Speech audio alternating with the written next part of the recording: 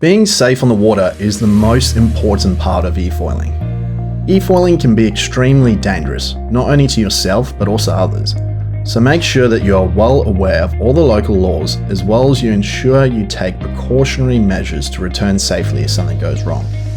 We're going to highlight a number of things that will help keep you safer on the water. Please always remember, it's your responsibility to make sure you're always as safe as you can be. So please never take any of these precautions lightly. Make sure you never go a further distance offshore than you have tested yourself swimming at.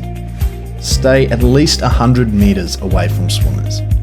Always wear a life jacket, and wetsuits are advised to add an extra layer of protection from hurting yourself on the foils while learning.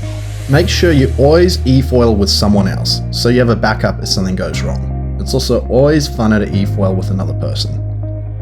Make sure you ride in areas with over 2 meters water depth at least, and you look ahead to make sure you're not riding too close to any sandbags or rocks where there may be shallow obstacles that will both damage the foils and potentially hurt yourself. Make sure your hand controller is locked when you take the board into the water.